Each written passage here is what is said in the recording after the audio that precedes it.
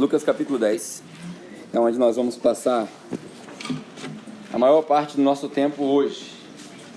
A gente está nesse período de Natal, no mês de dezembro. A gente falou a respeito de alguns aspectos da vida de Jesus. A gente falou sobre o porquê do nascimento de Jesus, por que Jesus veio ao mundo. E aí na primeira mensagem a gente expressou que ele veio ao mundo para nos dar esperança. O mundo estava sem esperança, desde o tempo dos Macabeus, que eles se iludiram porque acharam que Judas Macabeus era o Messias, e aí o povo ficou desiludido. Veio Jesus para trazer esperança. Veio Jesus, que é o Emanuel, Deus conosco. Ele veio à terra. Essa semana eu li uma frase interessante.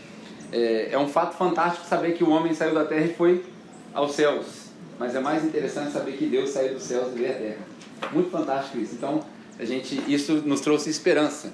E aí na segunda mensagem a gente falou a respeito da vida de Jesus. Por que Jesus viveu? E aí Jesus viveu para um monte de coisa que está na segunda mensagem, você pode olhar no YouTube, mas parte disso é para nos dar liberdade, porque ele é o pastor, ele é a porta, ele dá a entrada para o pasto, ele dá segurança. Então ele nasceu para trazer segurança, ele viveu para trazer segurança, para trazer paz, para trazer liberdade. A gente falou sobre João 10. E hoje nós vamos falar a respeito da morte de Jesus, mas de uma perspectiva diferente. Nós vamos ler esse texto aí de Lucas capítulo 10, que é uma parábola muito conhecida. Provavelmente você conhece essa história, mesmo que você não seja de igreja nenhuma, você já ouviu a expressão o bom samaritano, certo? Todo mundo aqui já ouviu essa expressão, o bom samaritano? O bom samaritano é uma expressão que foi tirada dessa história bíblica, que na verdade ninguém sabe se aconteceu ou não essa história, mas ela está aí um relato bíblico, e se ela não aconteceu, é uma ótima história que Jesus contou, como ele contou todas as parábolas. Se você não sabia, detesto te decepcionar, mas as parábolas que Jesus contou não eram histórias de verdade. Era uma historinha que ele contava para ilustrar um ponto. Então o semeador e por aí vai são todas parábolas, histórias para estressar um ponto. Essa é uma delas também, embora não seja classificada como uma parábola, Jesus usou para explicar um ponto de discussão com os fariseus. O bom samaritano é a parábola que nós vamos ler hoje. Para você ter uma ideia, só um pouquinho de contexto, para o judeu, só de falar o bom samaritano já embolou a língua. Porque não tem como ser bom se você é samaritano. É igual o flamenguista falar o bom vascaíno. Não existe isso. Então, já não entra na cabeça do judeu você falar o bom samaritano. É nessa perspectiva que você precisa entender e ler essa história. A história aconteceu o seguinte. Quando o fariseu pergunta para Jesus como é que faz para herdar o reino de Deus. A gente vai ler aqui já. Mas para você entender o contexto, é uma pergunta que a gente já não escuta mais com tanta frequência hoje em dia. Muito raras são as oportunidades que as pessoas vêm para você e falam assim: como é que faz para ganhar a vida eterna? Parece que a gente esqueceu esse lance de vida eterna e de céu, e a gente vive só um materialismo, né? Na verdade isso é fruto da renascença do século XVI, mas isso aí é papo para outra história. E aí a gente já não escuta mais essas perguntas.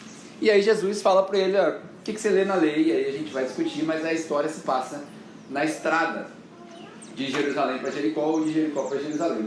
Uma estrada longa, que era uma estrada perigosa. Era uma estrada onde ninguém queria passar.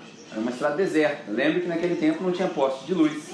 Nessa estrada particularmente não era uma estrada urbana, não estava no meio de Roma, era no meio do deserto. Então não tinha tocha de luz, não tinha nada. E era uma estrada conhecida por ser emboscada de ladrão. Então ali era onde os ladrões assaltavam as pessoas e na grande maioria das vezes matavam as pessoas e deixavam lá os corpos. Então essa história se passa e a gente tem duas maneiras de interpretar essa história. Eu vou deixar isso bem claro para você poder entender. Algumas pessoas já não leem mais a Bíblia com aquela espiritualidade. A Bíblia já passou, para muitas pessoas a Bíblia passou a ser só um livro de instrução, com algumas histórias bonitas. Nos tempos antigos, as pessoas liam a Bíblia como se tivesse um espírito por trás das palavras. É daí que a gente tira as expressões, por exemplo, como em Hebreus, que a palavra é viva. Ela é como uma espada de dois gumes que penetra lá na alma. Por quê? Porque a gente lia com um sentido alegórico. Tinha alguma coisa por trás do texto. E os judeus do começo da igreja, eles desenvolveram uma técnica de interpretação de texto, que eles interpretavam o texto de pelo menos 4 maneiras. Todo o texto bíblico que você pegar, principalmente do Antigo Testamento. E aí a gente passou a aplicar isso para o Novo Testamento. Mas todo o texto bíblico que você pegar, você tem pelo menos 4 ângulos para olhar para ele. Se Você pode olhar para ele de maneira literal, você pode olhar para ele de maneira subjetiva, você pode olhar para ele de uma maneira indicativa, que é quando você lê, você entendeu o literal, entendeu o subjetivo, mas você pode indicar alguma outra aplicação para aquilo, e você pode olhar para esse texto de maneira alegórica, como se ele quisesse dizer alguma coisa. Quando Jesus fala, por exemplo, eu sou a luz do mundo, o que ele quer dizer? Ele está falando sobre um compasso de moral e ética que veio para iluminar a consciência das pessoas e por aí vai. Isso é alegoria. Os antigos, eles só interpretavam os textos do Antigo Testamento como alegoria. Tudo era uma alegoria, porque apontava para Jesus. Lembra que a gente fala que o Antigo Testamento é a sombra daquilo que estava por vir? Alguém já ouviu isso aqui? Que o Antigo Testamento é a sombra? Então a gente usava isso como alegoria. Hoje, eu vou pegar esse texto. Se você achar que eu enlouqueci, eu não enlouqueci. Eu vou ser totalmente alegórico quando a gente usar esse texto. Por uma razão peculiar, que eu quero falar sobre a missão da morte de Jesus e o que ele veio fazer e como ele usa essa história. Mas você pode ter liberdade de estudar em casa, por exemplo, e entender como Calvino. Calvino era um cara que era contra a interpretação alegórica. Para ele, a coisa era mais literal e o samaritano era só um exemplo e a estrada era só um exagero e por aí vai. Mas eu vou usar um sentido alegórico para poder ilustrar essas coisas. Beleza? Estamos entendidos? Aula de português, interpretação de texto, gramática, tudo certo. Agora nós vamos partir para o texto. Lucas, capítulo 10, do versículo 25 para frente. Diz o seguinte. Hoje eu vou tentar ser bem rápido, porque eu vi que a galera já está abanando, está calor. Vou tentar... Para o próximo lugar que a gente vai tem ar-condicionado. Glória a Deus. Embora é muito bom a gente está na praça, né? Mas qual é o crente que não gosta de uma cadeira confortável e um ar-condicionado? Todo mundo gosta, né? Então a gente vai para um lugar onde tem um ar-condicionado melhorzinho. Tirei a atenção de todo mundo do texto que eu ia ler. Vamos espiritualizar de novo. Vem comigo. Vai, Lucas capítulo 10, versículo 25. Certa ocasião, um perito da lei levantou-se para pôr Jesus à prova. Eu vou parando e lendo com você, se você não se importar. Certa vez, um perito da lei levantou-se para pôr Jesus à prova e lhe perguntou: Mestre, o que preciso fazer para herdar a vida eterna? Veja bem, logo nesse começo a gente já vê um negócio interessante. Sempre quem questiona Jesus era quem não era para questionar. É raro você ver uma pessoa humilde que não entende nada de Bíblia chegar e falar assim: Mestre, por que você curou o cara no sábado? Mestre, por que você usou barro? Mestre, por que você amaldiçoou a figueira? Mestre, por que você quer ressuscitar Lázaro? Mestre, por que você foi no tanque de Betesda? Mestre, por que você falou que você era... Você não vê. Não vê. Você só vê os peritos da lei. A galera que era para entender tudo é a galera que mais questiona Jesus. É interessante que no capítulo mais famoso da Bíblia, João capítulo 3, Jesus tem um debate com um cara que era para ser o top do top do top. É o Papa da época, Nicodemos, mestre da lei. Era para saber tudo. Aí Jesus chega para Nicodemos e fala assim: como é que faz para entrar aí no reino e tal? Aí Jesus fala assim: cara, tem que nascer de novo. Aí Nicodemos, que era para ser o inteligentaço, o top mestre da lei, fala: mas como que eu vou nascer de novo? Vou entrar na barriga da minha mãe de novo? Aí Jesus fala para ele: mas tu é burro. Jesus fala: não, Jesus fala isso, só eu estou sendo alegórico. Jesus olha para ele e fala assim: pô, mas tu é mestre da lei, não sabe? Não é possível. Estou falando de outra coisa, Nicodemos. Acorda, Nicodemos. Aí no final da história, quando você lê os evangelhos todos, não vou lá hoje, você vai perceber que Nicodemos acordou e aí ele está entre a galera que já começa a defender Jesus. Mas é interessante que o primeiro ponto que você nota: normalmente quem questiona Jesus são as pessoas que eram para entender mais de Jesus. E as pessoas que nunca questionam são as pessoas que ninguém dá nada para elas. São as pessoas que você fala assim: esse cara não entende, esse cara sabe nem ler, pô.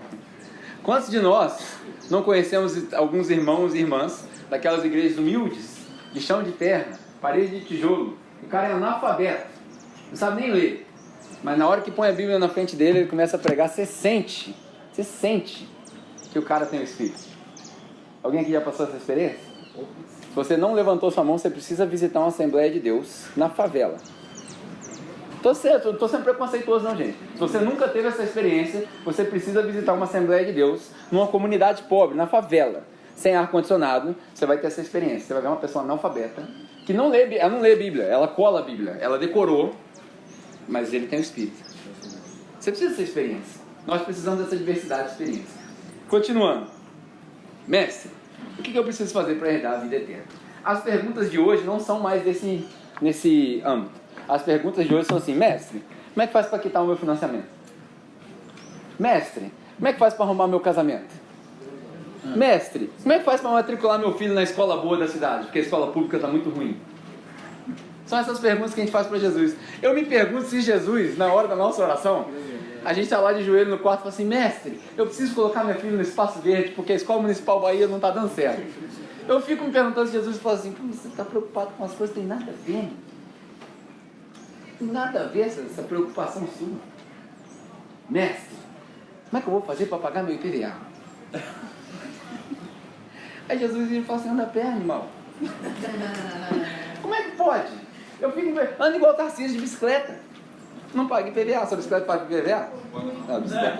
A bicicleta dele é até chique, né? Mas não paga IPVA. Então a gente precisa entender que às vezes as perguntas que a gente faz são perguntas muito superficiais. Todas as... Você vê, o jovem rico, quando chegou para Jesus, ele fala: mestre, como é que faz para entrar no céu? E aí eu acho que eu já fiz essa pergunta aqui uma vez. Qual foi a última vez que alguém que não é cristão chegou para você e falou assim: fulano, como é que faz para ir para o céu? Qual foi a última vez que você teve essa conversa? Tem gente que tem memória de lembrar, tem dificuldade de trazer na memória a última vez que teve uma conversa dessa. Como é que faz para herdar o reino de Deus? As pessoas não estão preocupadas mais com a eternidade. Na verdade, eu acho que a gente assumiu um estilo de vida onde a gente não acredita em Deus mais. A gente acha que Deus não existe, mano. Deus nunca existiu, na verdade. Me parece que dentro da igreja a gente assumiu uma posição que nós criamos Deus, ao invés de Deus nos ter criado. A gente criou um Deus na nossa cabeça, meio Nietzsche, e aí a gente inventou essa força supersônica que criou as coisas. Na verdade, a gente tem mais conforto em admitir que os cosmos explodiram e virou o que virou, do que acreditar em Deus. Porque a maioria de nós não está preparado para defender a nossa fé. Quando Pedro chama a atenção da gente e fala assim: você precisa estar preparado para defender a razão da sua fé. A maioria de nós não está preparado.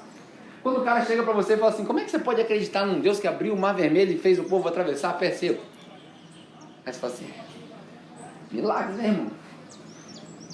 Mas tudo isso tem uma explicação. Jesus não dá ponto sem nó, ele não fala nada à toa. E a gente não está preparado para defender a nossa fé. Como é que você pode acreditar que alguém ressuscitou? A história de Lázaro, a história de Jesus. Como é que você pode? Isso não faz sentido. A maioria de nós não sabe nem o que é apologética, que é o exercício de defender a sua fé. A gente precisa aprender. Sabe por quê? Os tempos estão piorando, a mídia está aumentando e nós estamos sucumbindo a esse desafio. As escolas exercem mais influência nas nossas crianças do que nós. As crianças chegam em casa com 7, 8 anos fazendo perguntas sobre Deus e religião que nós, com mestrado de teologia, não sabemos responder. Por quê? Porque o mundo chegou aquela hora. Sabe aquela hora que o amor de muitos está se esfriando? Chegou aquela hora. Nós estamos vivendo essa hora. Glória a Deus por isso. Nós somos o povo. E eu sei que você já deve ter ouvido falar dos antigos, que Jesus está voltando há muito tempo. Na verdade, quando Pedro escreve, ele fala a mesma coisa. Há muito tempo, desde o princípio, fala-se que Jesus vai voltar. Mas eu acredito piamente que nós estamos vivendo o melhor tempo para o Evangelho. Porque a gente viu uma explosão da igreja, uma explosão do Evangelho, uma explosão da reforma. Depois a igreja fez assim, ó, bum, caiu. E agora sobrou nós. Um povo que tem acesso a tudo. Um povo que não precisa ir na biblioteca mais, não precisa de Barça mais. Você digita no Google, tem toda a informação lá. Eu arrisco a dizer que você não precisa nem ler Bíblia. Se você digitar Jesus no Google, você tem a história dele inteirinha e vai indicar para você lá na Wikipedia lá. Vai indicar João, Mateus, as parábolas, está tudo lá. Nós temos acesso a informação que nunca ninguém na história da humanidade teve. E eu digo mais. Eu acho que daqui a 10 ou 20 anos, nós teremos menos acesso à informação do que agora. Porque agora as mídias, os titãs da mídia descobriram que eles podem controlar a informação. Então é hora de tirar a informação do nosso alcance. E aí alguns vão ter que começar a pagar. Então hoje a gente vive no ápice. Hoje é tudo de graça. Daqui a pouco o Google paga, daqui a pouco outros pagam. Mas hoje é tudo de graça. O que eu e vocês estamos fazendo com isso? Estamos usando para passar no vestibular, para seguir a carreira que paga mais. Hoje você não precisa... Eu recomendo para todo mundo. O pessoal fala assim, eu quero fazer seminário, eu quero ser pastor de igreja. Você quer jogar dinheiro fora. Seminário chama Google, gente. Só digitar no Google, tem tudo lá. Todos os livros que você quiser tem lá. Amazon.com, chega na sua casa, R$20 o livro de teologia. Você não precisa fazer seminário mais. Tem aula de seminário online, no YouTube. O que nós estamos fazendo com essa informação? Eu te digo o que nós estamos fazendo com essa informação. Nós estamos assistindo Netflix. A gente passa 6 horas seguidas vendo série de Netflix, mas não consegue passar 6 minutos lendo Bíblia. Entendeu? Essa é a... mas ler para mim é muito difícil. Hoje a gente pode ouvir a Bíblia no celular enquanto você caminha. Olha só. Não tem mais desculpa. Sabe aquele texto de Romanos 1, quando o Paulo fala para os romanos, fala assim, ó, se olhar para o céu, você vê Deus. Se você olhar... Vocês não têm mais desculpa, é a mesma coisa. Se você enfiar a mão no bolso, você vê Deus. Chama iPhone, tá aí dentro. Tem uma Bíblia aí dentro, você pode ler e ouvir. Não tem mais desculpa. Faz muito tempo que a gente não tem essa conversa. Como que faz para herdar o reino de Deus? E aí Jesus responde, igualzinho ele respondeu para o jovem rico. Olha o que ele responde. O que está escrito na lei, filho? Você não é judeu? O que está escrito na lei? Ou seja, na Torá. O que está escrito na lei? Só que ele faz uma pergunta interessante. Ele fala assim, o que está escrito e como que você lê? São duas coisas diferentes. O que está escrito e como que você lê? Já viu aquela brincadeira que você escreve uma frase e muda a vírgula de lugar, muda todo o sentido? Assim é a Bíblia também. Porque uma coisa é o que está escrito, outra coisa é o que você lê. Infelizmente a gente não tem tela para mostrar aqui. Se tivesse eu ia mostrar. Lembra daquele clipe que ficou famoso no YouTube, que o cara fala no Fantástico que a Bíblia manda adulterar? Quem aqui lembra desse negócio? O cara, coitado, ele não sabia ler. Mas na verdade ele fala da mulher adúltera. Mas o cara lê, mulher vai e adultera. Ou seja, um acento de diferença. Jesus pergunta para o cara, o que está escrito? Fantástico. Como que você lê? Aí ele responde, bom, eu leio o seguinte, está aí no seu texto, Lucas capítulo 10, eu leio o seguinte, o resumo geral, porque são 613 leis, é um calhamaço de livro, não vou resumir tudo para você aqui agora, Jesus. Embora o povo lá de Neemias, lá ele era judeu, ele deveria conhecer a história. Certa vez Esdras pegou a lei e leu durante 6 horas. Ele leu, ele não pregou não, ele leu durante 6 horas em pé, enquanto o povo ouvia e glorificava a Deus. Aí o cara deve ter virado para Jesus e falou assim, ó, não sou Esdras, não dá para fazer a parada em 6 horas, mas eu vou resumir para você. O resumo da lei é, você deve amar Deus com toda a sua mente, toda a sua força, toda a sua alma, todo o seu coração. E amar o próximo como a si mesmo. Que é um jogo de palavras interessante, a gente já falou aqui também. Você deve amar Deus de tudo que você tem. Toda a sua habilidade física, todas as suas emoções, todo o seu raciocínio, tudo que você tem, todo o seu dinheiro. Interessante quando, falando de dinheiro, né, quando Davi é recomendado a fazer uma oferta a Deus, e aí ele fala, eu vou dar esse monte de coisa. Aí o cara fala, muita coisa. Ele fala assim, eu nunca daria ao Senhor aquilo que não me custou. Ou seja, a oferta é um negócio que custa, né? Nem sei porque eu falei isso, mas... Enfim, a gente precisa adorar a Deus com tudo que a gente tem. E aí Jesus responde, falou bem? É isso aí mesmo. Essa é a lei. Inclusive Jesus resumiu dessa maneira. Quando perguntaram para ele, qual é o maior dos mandamentos? Amar a Deus e amar as pessoas. Respondeu bem. Fantástico, jovem. Acertou, miserável. Ele deve ter falado, acertou, miserável. Então vai e faz. Olha que interessante, o cara sabia, está escrito, mas ele não fazia, ele não lia. Está escrito e como você lê, duas coisas diferentes. Ele respondeu na maior da hipocrisia, amar a Deus com tudo que você tem e amar o próximo. Aí Jesus vira para ele e fala assim, ó, fantástico, agora vai e faz. Que é o que Tiago, irmão de Jesus, fala, a fé sem obras é morta. Não sejam ouvintes da palavra, mas sejam praticantes. Jesus não está preocupado com quanto você sabe, ele está preocupado com quanto você faz. Jesus não está preocupado com a sua capacidade psicológica, ele está preocupado com a sua capacidade de agir. É isso que Jesus quer saber. Você não é salvo por aquilo que você faz, mas aquilo que você faz demonstra a sua salvação. Pegou a ideia? Ninguém é salvo por aquilo que você faz, porque senão seria muito fútil. A gente teria meritocracia no céu. Eu sou bonzinho, eu subo. Eu sou ruim, eu desço. E aí tem que descartar o ladrão na cruz. Jesus virou mentiroso, herege, corta, não acreditamos mais. Não é assim. Nós somos salvos pela graça. Ponto final. Graça é um favor imerecido. Mas aquilo que você faz demonstra a sua salvação. Segunda pergunta de hoje. O que você tem feito com a salvação que você recebeu? Não adianta nada saber aqui e não botar em prática com as mãos. Natal é uma época fantástica, que a gente tem a oportunidade de abençoar as pessoas com todas essas campanhas superficiais que a gente faz, né, que são superficiais. Vamos levar água para o Jardim Gramacho.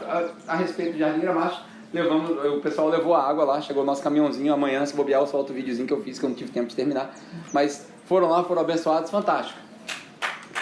Fevereiro eles estão com sede de novo. E aí?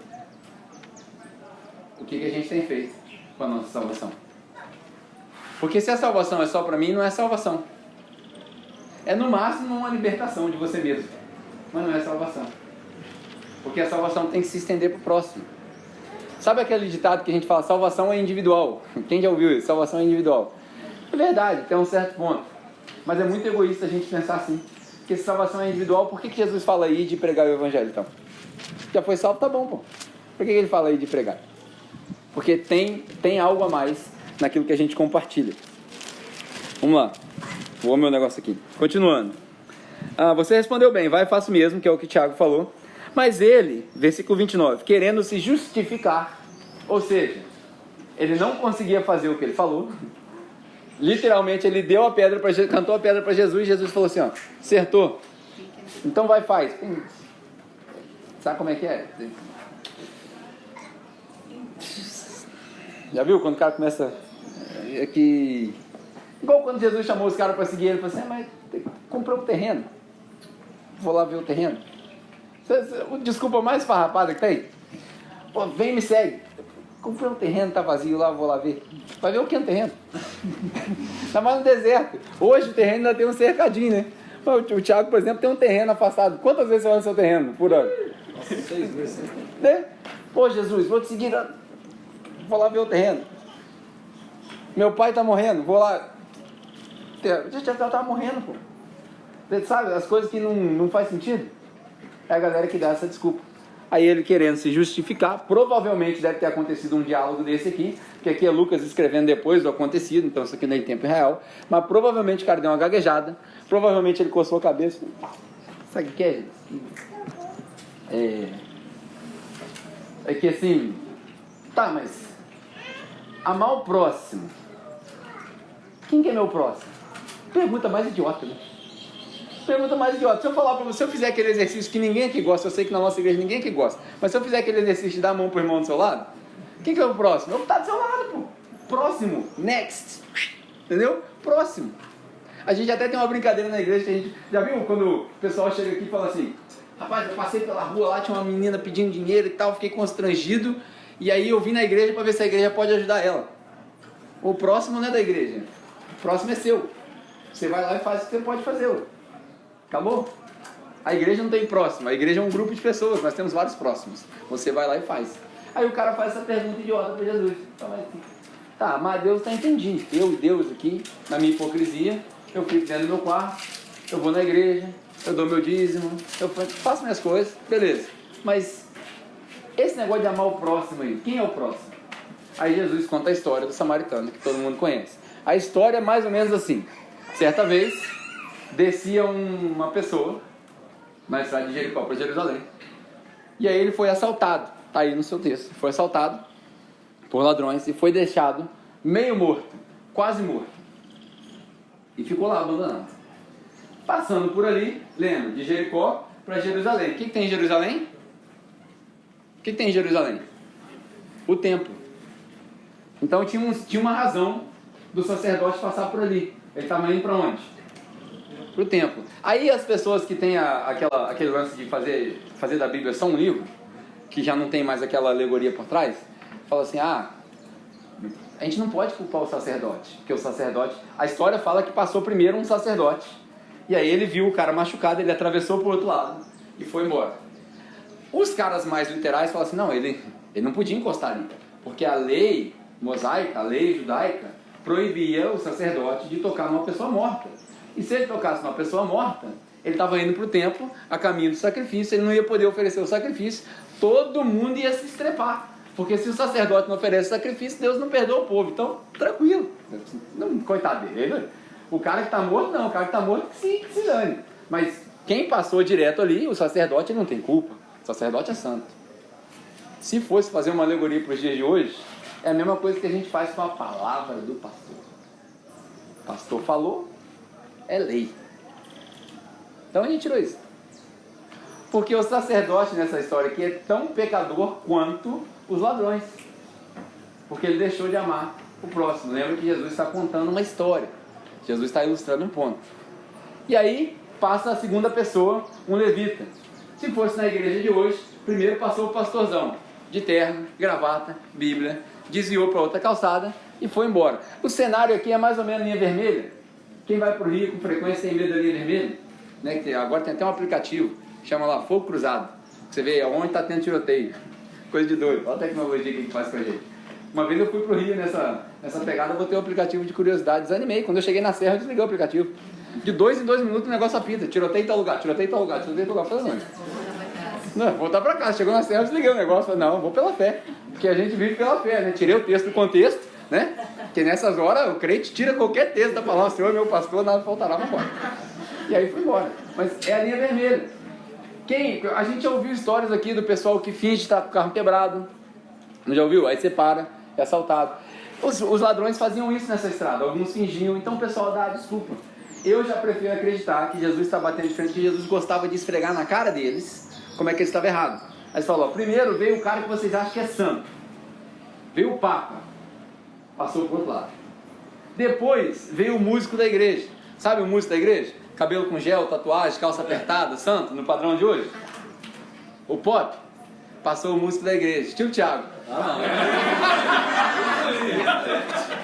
Ó, eu tava pregando aqui, ó, vou entregar. O Serginho Daniel, assim, ó. Vai.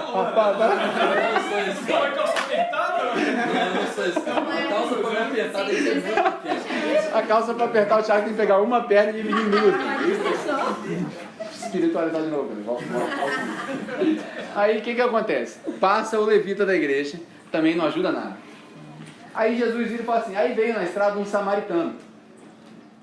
Veio na estrada o pior dos piores. Na concepção deles, tinha os cobradores de impostos, os soldados romanos que extorquiam as pessoas. Quando Jesus tem essa mesma conversa com os soldados romanos, os romanos falam assim, mas e aí, o que eu tenho que fazer? Ele fala, para de extorquir as pessoas. Os soldados romanos, era a milícia daquele tempo. Eram os piores. Aí, abaixo deles, sabe o mosquito do cocô do cavalo do bandido? Era o samaritano. Um povo ruim, um povo que se anexou com o povo de Deus, e Deus falou para eles, não se mistura. Um povo que eles entraram em guerra, e aí a gente santifica demais os judeus, mas os judeus destruíram o templo dos caras. Porque os caras defamavam a cultura judaica toda. Era um povo que não se misturava. Se fosse hoje, eu não sei nem que categoria que a gente poderia colocar nesse povo, nem tem categoria. Você pode pensar no pior dos pecadores, político do mensalão, da Lava Jato, passou ali. Aí ele, sem ninguém ver, porque se a câmera estiver vendo, os políticos fazem a campanha, mas sem ninguém ver, passou ali. E aí esse cara, o samaritano, parou. E o que ele fez? Pegou o cara, botou no próprio cavalo dele, cuidou das feridas dele, botou bandagem nas feridas, levou para a hospedaria, deixou o cara lá e falou assim, eu estou de viagem, mas ele vai ficar aqui, eu vou voltar. Eu vou pagar adiantado o que ele fez. Você está conseguindo entender a ligação com Jesus aqui ou não? Está dando para pegar? O que está acontecendo aqui? Para aqueles que gostam da alegoria, o samaritano é o próprio Jesus. Olha só o que ele fez, olha que interessante. O próprio Jesus, porque ele fala aqui, ó, abre aí o seu texto para você ver de palavra em palavra, para você poder entender. Versículo 33. Versículo 33 do capítulo 10 de Lucas. Mas um samaritano, estando de viagem, Jesus veio aqui de passagem. Assim como todos nós estamos aqui de passagem. Um samaritano estando de passagem por ali, porque o samaritano não tinha razão nenhuma de estar nessa estrada. Consegue perceber? Porque o samaritano não ia para Jerusalém, porque o templo deles não era o do Monte Sinai. O templo deles não era o que Salomão construiu depois, o templo deles era do Monte Gerizim, que foi destruído. Que quando você lê João capítulo 4, que tem uma mulher lá no poço, ela fala assim, Jesus, então onde é que a gente deve adorar, já que você é profeta? Vocês dizem que é no Sinai, a gente fala que é no Gerizim. Ele fala, não é nem lá nem cá, porque vai chegar um tempo que os adoradores vão adorar em espírito e verdade. Esse Monte Gerizim lá era onde era o templo deles. Eles não tinham razão nenhuma de ir para Jerusalém nessa estrada. O samaritano não tinha nada que estar nessa estrada. Aí eu te pergunto, o que Jesus tinha que vir fazer nesse mundo? Nada. Ele estava de boa, sentado à direita do Pai.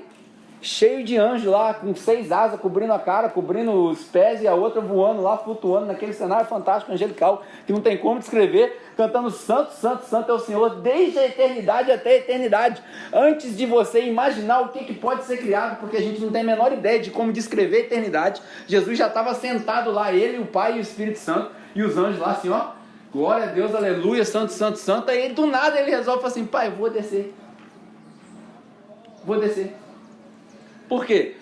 Não sei, esse povo não entendeu. O ápice da criação de Deus, no meio de todo o universo, todas as galáxias, trilhões de estrelas, cosmo que a gente não consegue entender, biologia complicada demais para nossa mente, audácia nossa de pensar em ir para a lua, enquanto a gente não conhece nem o oceano ainda, e Jesus fala assim, eu vou lá, vou descer.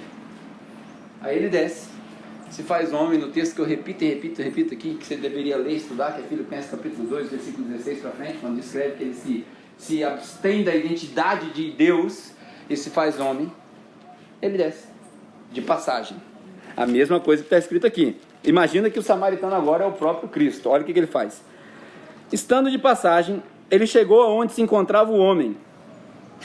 Ou seja, o sacerdote e o levita, eles atravessaram para o outro lado, mas o samaritano foi até onde o cara estava. O que isso tem a ver com Jesus?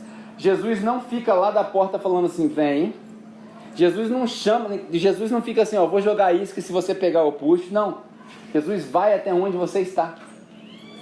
Ah, mas eu estou todo quebrado, eu não presto, eu sou pecador demais, eu não funciono, eu não caibo na igreja. Jesus vai até onde você está. Ah, eu uso droga, eu estou viciado em cocaína. Jesus vai aonde você está, lá no alto da sua vibe de cocaína, ele vai lá. Ah, mas eu me perdi, eu me deito com 5 mulheres e 3 homens ao mesmo tempo, uma suruba danada. Ele vai lá onde você está. Ele vai lá. Às vezes eu sei que meu vocabulário assusta um pouco as pessoas. Jesus vai lá. Por quê? Porque ele se comparou ao samaritano. Ele se colocou no lugar desse cara que faz tudo isso aí.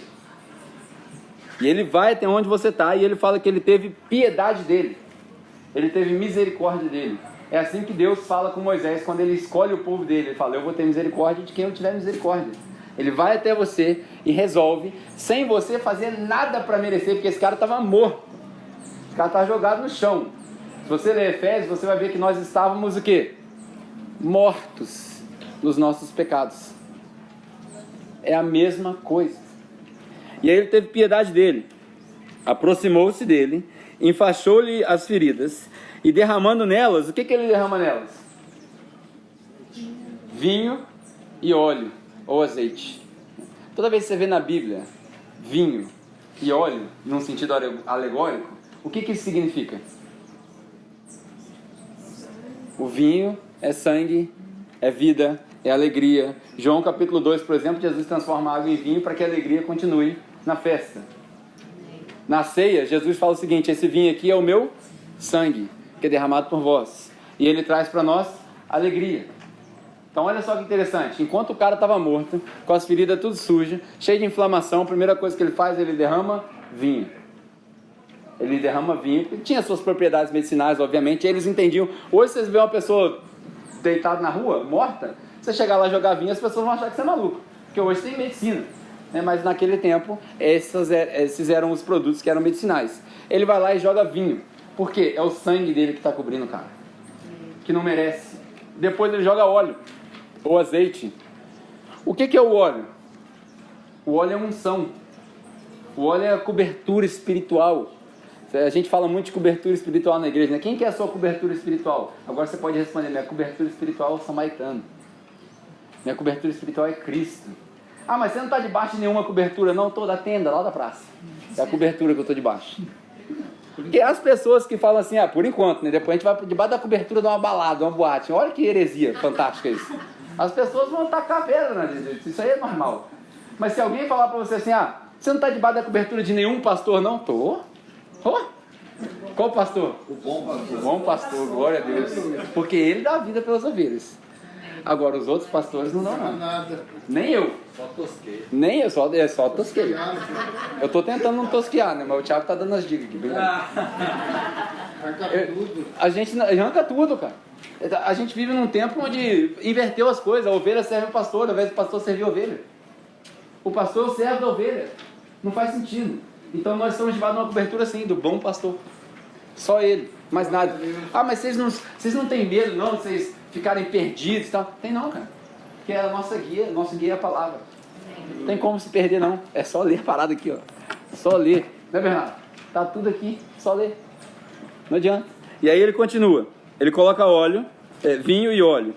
Depois ele colocou sobre o seu próprio animal. O que quer dizer isso? Quando Paulo fala em Romanos que nós somos co-herdeiros, o samaritano que não tinha nada que ver, que está naquela estrada, que curou ele com vinho e óleo, que fez o primeiro socorro ali, vai e coloca no animal dele. Ele não chamou outro não, ele não chamou o Uber pro cara não, ele levou em casa. Tá entendendo? Ele pegou o cara na rua, pegou o bêbado na rua, ele não chamou um Uber para levar o bêbado pro abrigo não, ele botou dentro do carro dele e levou o cara para a hospedaria. Por quê? Por que ele deixou o cara na hospedaria? Porque ele estava de viagem, mas ele ia voltar por ali. Ele não podia levar o cara, senão o cara ia morrer. Aí ele vai e deixa o cara na hospedaria, onde durante 2 dias ele vai receber cuidado. Olha que interessante. Ele encontrou com um cara num dia e deixa ele lá mais 2 dias. 2 mais 1 é? Quantos dias Jesus passou na cruz? 3 dias. 3 dias morto. Não na cruz, ele morreu 3 dias. Aí olha que interessante que ele fala. Ele deixou o cara lá e falou assim, ó, eu vou pagar aqui 2 denários. Cada denário era suficiente para um dia. Ou seja, eu vou pagar as despesas dele de um dia. Eu vou pagar adiantado. O que Jesus fez na cruz? Ele pagou pelos nossos pecados. Adiantado, porque você não estava vivo ainda. Olha que interessante. Ele já sabia que você estava morto nos seus pecados e transgressões. Antes da fundação do mundo, tudo isso é Efésios, não estou inventando nada. E aí ele pagou adiantado pelos seus pecados. Todos os pecados do passado, do presente e do futuro, está pago. E aí Jesus fala o seguinte, e eu vou voltar, o samaritano fala, eu vou voltar. Depois desses 2 dias eu vou voltar. Jesus voltou, ele ressuscitou, certo? Eu vou voltar, e se eu voltar, se ele estiver devendo mais alguma coisa, eu pago quando eu voltar. Se Jesus é o samaritano aqui dessa história, todos os nossos pecados estão pagos. Não tem mais culpa. Você não tem culpa mais. No máximo, convicção. Culpa, jamais. Culpa é do diabo. Convicção é do Espírito Santo. Se você está convicto do seu pecado, você se arrepende e se converte. Se você está culpado do seu pecado, você entra em remorso suicida. Viu a diferença? Quando você sente culpa, você entra em remorso suicida. Quando você sente convicção, você se arrepende e se salva. Fantástico isso. Bom, pelo menos eu achei fantástico, né?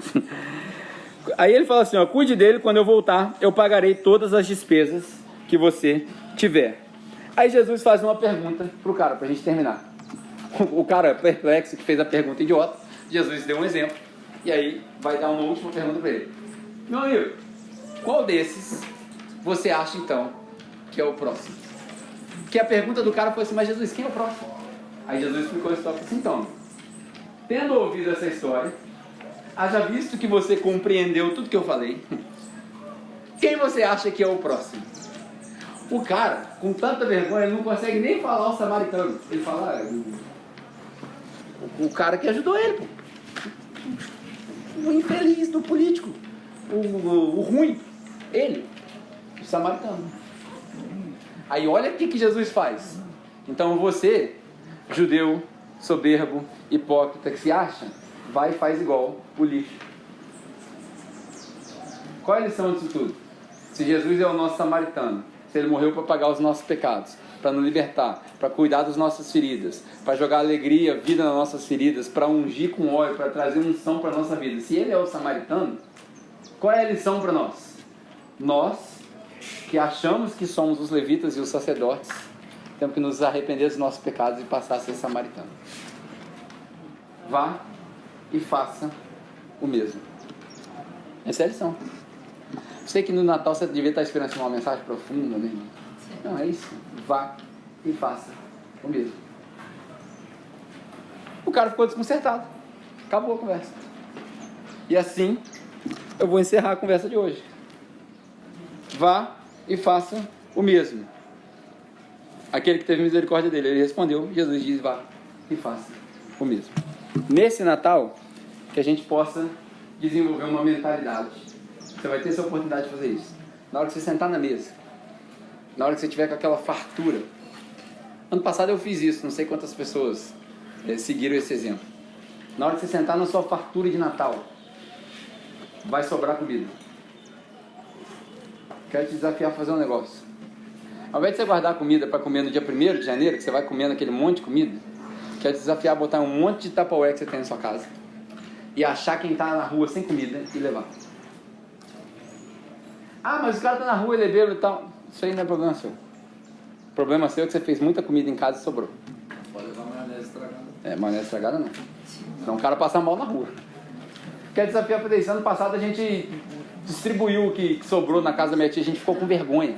Porque a gente faz aquela comida aiada, a gente ficou com vergonha. E aí eu vou te falar um negócio interessante. Esse ano eu não consegui fazer, talvez a gente consiga fazer. Certa vez eu peguei a minha filha, falei assim, filha, nós vamos comprar vários presentes para vários estranhos. Nós vamos bater na porta das pessoas e nós vamos dar o presente. Levei minha filha para ela aprender a dar presente para estranho que não pediu presente. Isso é graça. Cheguei no Brasil, quando eu fui fazer isso, as pessoas não abriram a porta para mim não. Com medo. Nem recebeu o presente. Com medo. Olha o estado da sociedade que a gente vive. Então eu quero te desafiar a fazer isso. Na sua casa, se sobrar, se não for você que cozinhou e sobrar, leva uma Tupperware, dá aquela de... Sabe o inconveniente? Deixa eu fazer uma marmita aí para levar para casa. Todo mundo chega com um potinho, deixa eu fazer uma marmita aí. Mas não é para você. Pra você levar. Na hora que você sair dali da ceia, no caminho para casa você vai ver gente na rua. Você para, não precisa fazer muito, fala assim, ó, o que eu tenho, eu te dou. Toma. Pelo menos aquela comida do Natal, a pessoa vai ter. Se você puder fazer, óbvio. Amém? Assim como o samaritano, sejamos também nós. Vamos e façamos comida. Vamos orar? Se você quiser ficar de pé, nós vamos terminar. Espero que esse ano tenha sido um ano de crescimento para você. Espero que você tenha aprendido bastante. A gente sempre fala aqui que o nosso objetivo não é ensinar a Bíblia para as pessoas. Eu não sou mestre, não tenho estudo de teologia, não tenho a menor pretensão de ensinar a Bíblia para ninguém. Mas a minha pretensão é de ensinar você a colocar em prática o pouco que eu sei. Então eu espero que esse ano você tenha tido a oportunidade de colocar em prática. Se não teve, ainda não é tarde. A gente ainda tem 7 dias para acabar o ano. Você ainda tem 7 dias para colocar em prática. Coloque em prática aquilo que você aprendeu. E nesse período, se você for participar do chá, você vai ver a surpresa lá. Mas nesse período de Natal, de férias, que a gente não tem culto, não esqueça de Deus. Não esqueça de Deus. Cultue a Deus na sua casa. Reúna-se com outros irmãos. Faz culto na sua casa. Faz culto na casa da sua tia. Faz culto no centro espírita. Faz culto na mesa do católico. Faz culto em tudo quanto é lugar. Pede para orar. Faz culto na rua. Faz culto no shopping, no Burger King, no Bob's. Senta com a galera na mesa, dá a mão e ora, para todo mundo ver se orando inconveniente mesmo. Assim a gente dá um bom testemunho nesse período de férias. Tenha comunhão com seus irmãos. Não passe as férias sozinhos. Ah, vai para Perequê. Vai de 3, 4, 5 para Perequê. Vai todo mundo junto, entendeu? Tenha comunhão. E no dia 13 de janeiro a gente volta, já no endereço novo, lá na boate Rota 07, na Beira Rio, para arrebentar com a boca do balão, invadir os espaços que a igreja não quer invadir. Arrebentar com o inferno, entrar de voadora com os 2 pés na porta do inferno, para surpreender o capeta. Na hora que ele fala, chegou os caras. Amém? Vamos orar. De manhã mesmo, 10 horas? De manhã, 10 horas. E aí, se tudo der certo, a gente vai fazer um culto uma vez por mês à noite. Para ver o que a gente vai fazer. Vai botar uma baladona lá e tudo. Vamos que vamos. Luzinho, luz. Vamos lá. De manhã não seja luz, né? Mas lá é legal, vocês vão gostar, é bastante arejado. Tem estacionamento, tem banheiro. Olha que benção. Imagina que a gente ia chegar num ponto que a igreja agradece porque tem banheiro. Olha que beleza, né? Então lá tem banheiro, tem estacionamento, tem lugar para as crianças, tem cozinha para hospitalidade, né? Tem tudo lá, tem tudo, vai ser fantástico. Vamos orar então. Pai, muito obrigado mais uma vez pela sua palavra.